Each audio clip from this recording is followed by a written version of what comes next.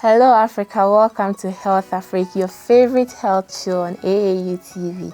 AAU TV is the voice of higher education in Africa, and it is brought to you by the Association of African Universities. My name is Isabella Tete Ahenakwa. On our last episode, we talked about first aid, and in that, we got to know various first aid. We have different types. And then this episode, we are going to take one of it, which is Cardiopulmonary Resuscitation, popularly known as CPR.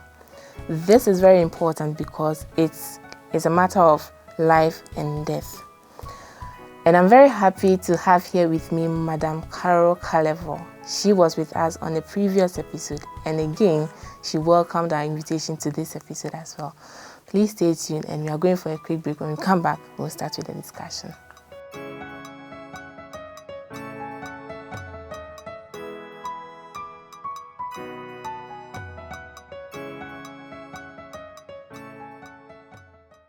You're welcome back from the break. This is still Health Afrik, your favorite health show on AAU TV. And I said earlier on that today we'll be talking about CPR. What do you really know about CPR? Do not worry, because today you'll be learning more about it. And I have here with me Madam Cardiopulmonary. She's from St. John Ambulance. I told you that this year they are celebrating their 84th anniversary, so they've got more for you. And today is also one of it.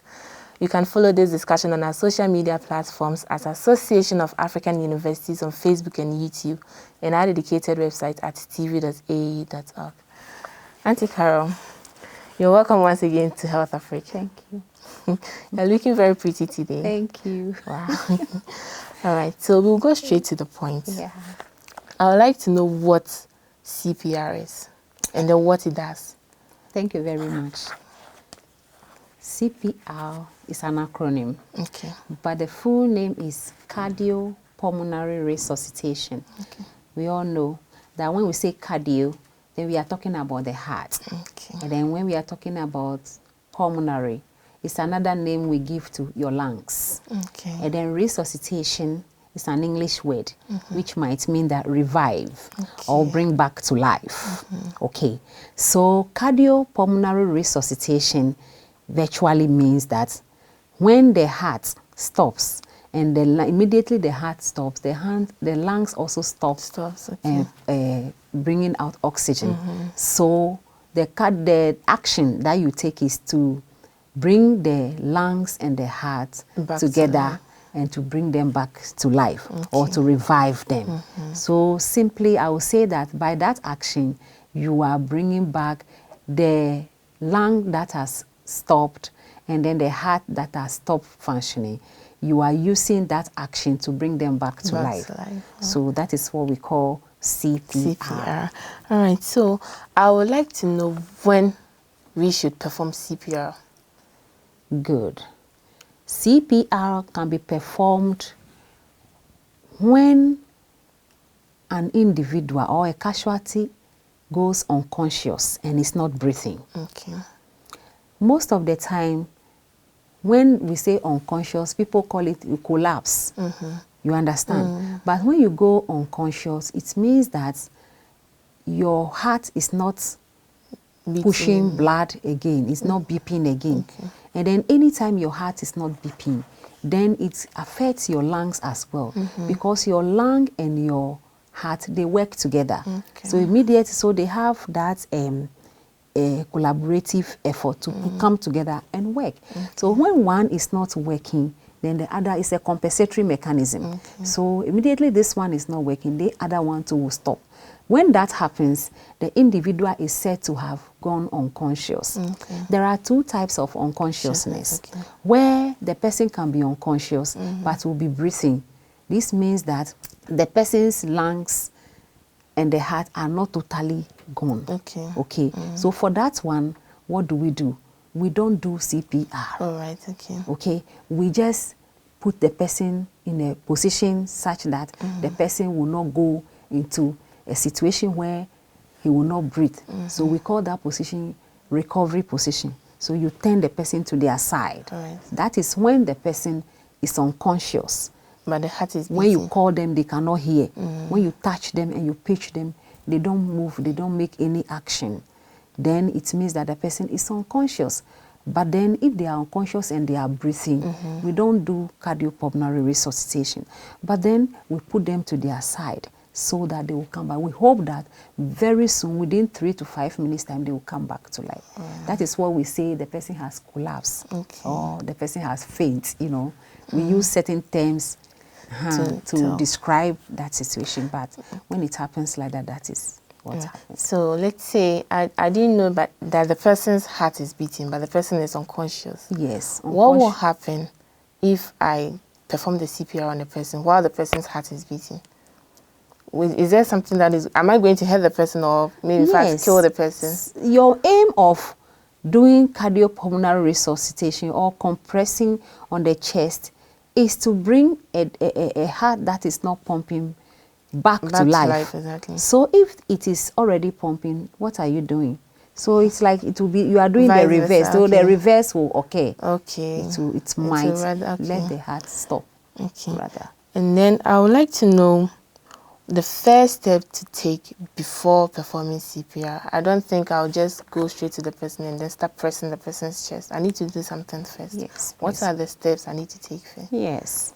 Before you declare someone unconscious, you can't just go immediately, I'm here, and then you come and you call me. No, you cannot. But it's only when you check and I'm not breathing. Okay. Do I have airway? Let's say that I'm stuck in some corner somewhere. That is why I'll not be, and then maybe my lung is not pumping well. Or maybe I had an accident and then my lung has collapsed.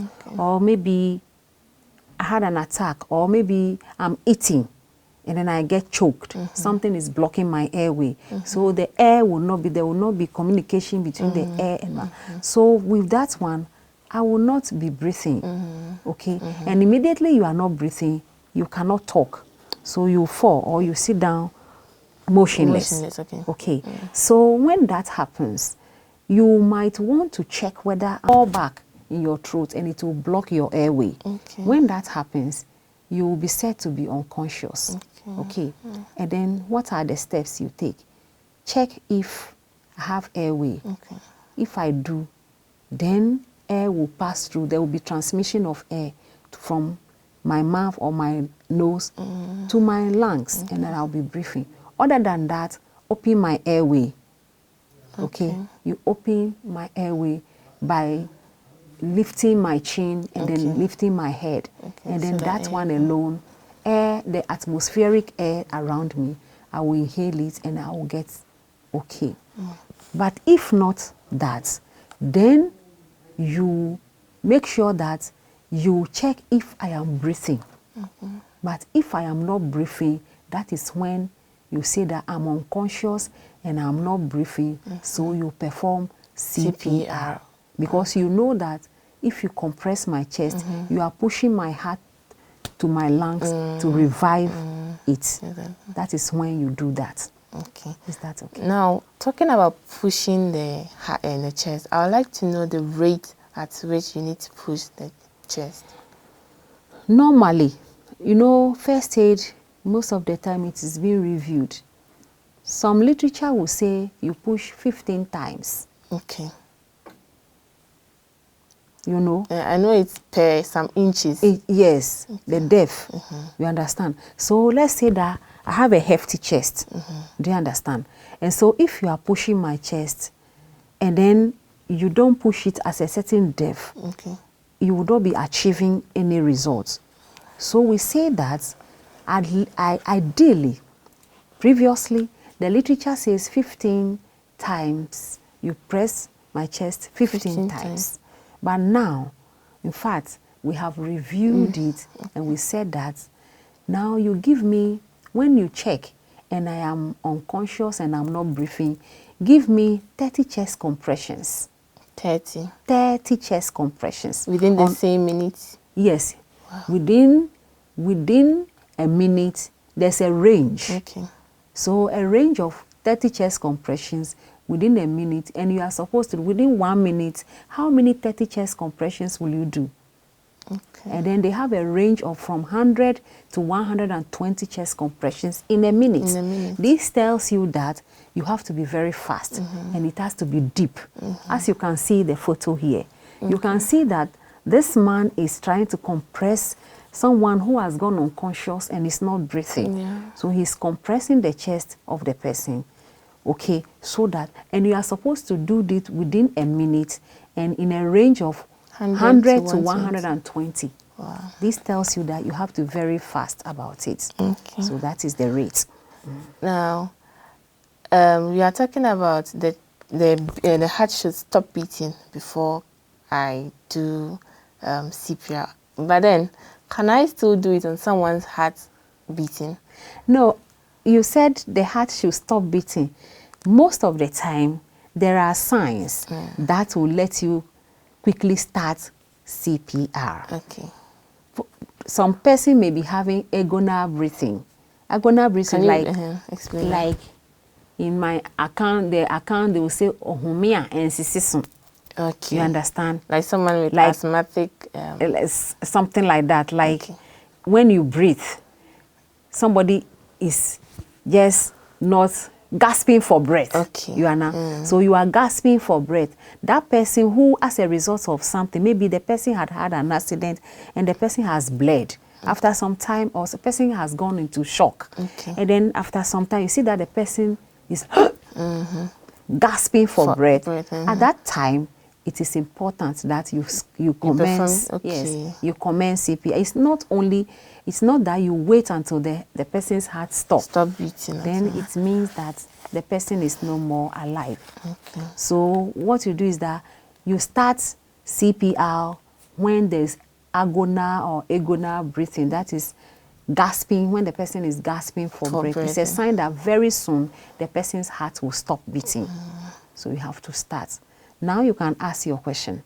About the heart beating? Yes. Yeah, I want to know if, okay, wait, let me ask, can I check someone's heart beating with the pulse? Yes. I can check with the pulse. Maybe Yes. I touched it and then it was not beating. The question you were asking me, I'm interested in that question. All right. Yes. I wanted to ask if I can perform CPR on someone whose heart is still beating. No. No. Why is Earlier that? on, I said that you only perform CPR on somebody who's, when you check, the person is unconscious and is not breathing. If the person is breathing, and then I perform, what's going to happen? It's the vice versa. I think yes. Yeah, we said that earlier what on. we have to know is that you only do CPR on someone who has gone unconscious and is not breathing. How do you know that the person is unconscious? That is when the person is not breathing. Is unconscious and is not breathing. These two. It makes, or the person is gasping for breath. Or this person is having agonal breathing. Then you have to commence cardiopulmonary resuscitation. And you give the person 30 chest compressions and then 2 rescue breaths. Wow. Within that, after the 30, you press the chest. I think we'll do a practical on that. Yeah, and then you see. So you give the person 30 chest compression on their chest, okay? And then you use your hand.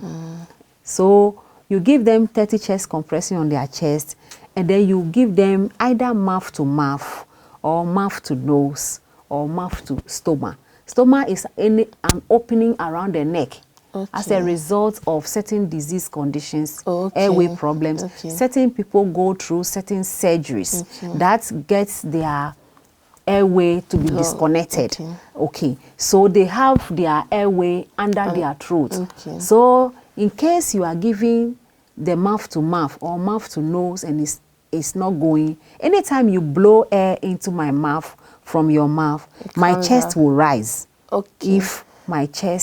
If I'm unconscious and I'm not breathing. So it is a sign that I am unconscious and I'm not breathing. But most of the time, there are some people, their airway has been diverted as a result of a certain disease condition. So they create a stoma. A stoma is an opening that goes into your body. So you are supposed, as a first aider, to give the oxygen or the air from your mouth through that passage, okay, or through the mouth, or through the nose, okay. And then a sign that it is going will make my chest to rise. Okay. So I think that's very great. Now I would like to know we've heard of AED. I'd like to know the difference between AED and then CPR. Yes, AED is also an acronym. It's an acronym of a name. Now, when we do CPR, we say that first aiders, they use available material. The things that in an incident, they are not nurses, they are not doctors, so they don't carry gadgets or equipment with them. They don't have the stethoscope to check how your heart is beating. They don't know, so they use available material. Okay, so in an incident where a casualty is unconscious and is not breathing, the AED that the first aider will use is their hands. Okay. That is available material. That is why we say that put your hand on their chest and compress it. Okay. Okay. Now, when you are doing this thing, it will be very important that you call for help, because you know that within a certain minute, the person's heart will stop. Okay. So it will be very important for you, before you start to compress the person's chest, you call for help. We said that when we define first aid, we say that it is a help that is given to someone who has gone unconscious, who is in an emergency situation. You know, who is in an emergency situation. And then you help them before, using available material, before professional help arrives. Exactly. For that matter, before you start this, you have to call the professionals. That is, call an ambulance or call the hospital or call somebody who has more knowledge about what is going on before you proceed.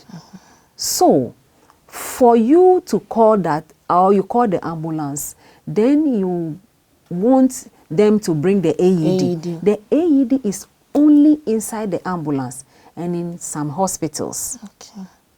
An ambulance without an AED is not an ambulance. Okay, so every ambulance must have an AED, so that when a first aider calls that somebody is unconscious and is not breathing, they will use the AED to resuscitate the person. So what the AED will do is what you are using your hand to do. But the AED is a specialized machine. That is automated external defibrillator. All right. It's an external defibrillator. So it defibrillates your heart. So when you are pushing the chest, and before you start, you have to call the ambulance. Okay? And then they have this AED machine inside the ambulance. And then when they come, it will continue with what you are doing with your hand. And that one has a specialized way of analyzing the system, the heart of the casualty, and it will be giving you detailed information about what is happening in the person's heart before you get to the hospital. So the difference between CPR and AED is that CPR, you use your hands. Like a manual thing. Yes, it's a manual way of reviving somebody's heart. And then AED is a machine that analyzes the situation within the heart. I think this is... I think my next question, you've already talked about it, but then you will still talk more on it. And I wanted to ask how I would know if I'm doing the right thing when performing CPR. You first said that the mouth to mouth, my heart is going to rise up to show chest. My chest. Okay, my chest is going to rise up to show that what I'm doing, the air is actually entering. Exactly. How about the CPR? Would the person be shaking, or at least the person going to show something? Anytime you are doing CPR, your aim is to see the person come back to life. Okay, you want to revive the person's heart. Okay, so anytime you are doing CPR, you'll be watching the person's face. So the signs that you see, some of which will be that the person will start coughing. Okay. One is that the person will start coughing, or the person will start moving. Okay. Or if the person's eyes are closed, they will open their eyes. Okay, then at that instant, you want to find out whether they can hear you. Do you understand? So you ask them, can you hear me? Can you see me? Then it's a sign that the person is, or you are doing the right thing.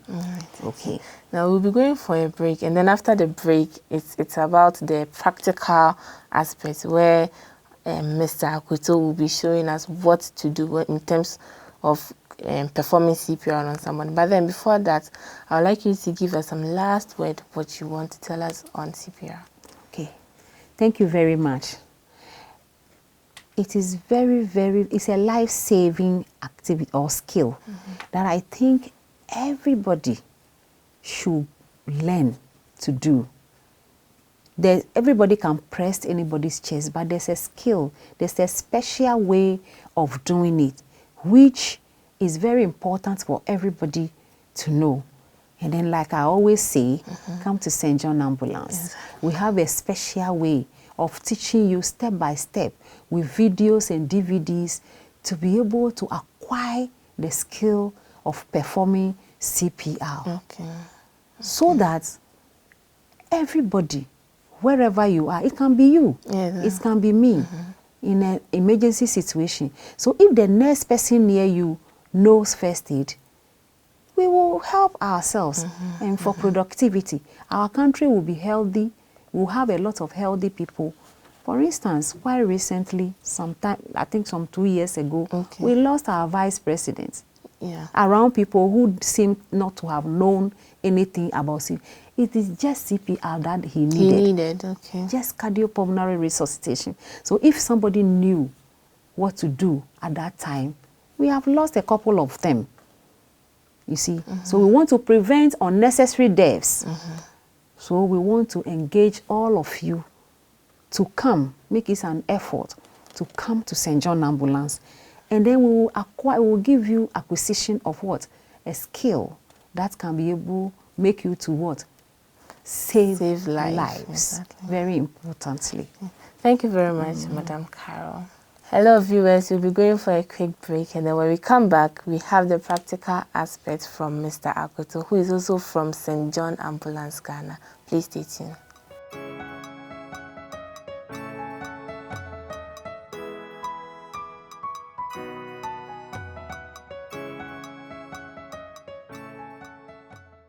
Hello. We are coming to have a practical demonstration on cardiopulmonary resuscitation, CPR. CPR, to perform a CPR, is just a combination of chest compressions and then rescue breaths. Before you start a CPR, you must make sure that your casualty is unconscious and not breathing. A casualty is anyone who has suddenly taken ill or has suffered an accident. Before you start, you make sure you call the ambulance on the numbers 193 or 112.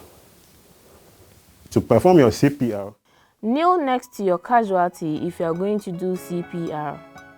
Draw an imaginary line from the armpit to the center of the chest to find the middle where you will do the compression. Then, you use the heel of your palm to apply pressure to the center of the chest in order to pump blood into the system.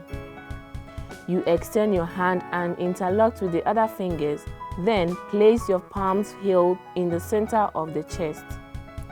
To perform a CPR, your target is to give 30 chest compressions with 2 rescue breaths. When compressing the casualty, keep an eye on his or her facial expression.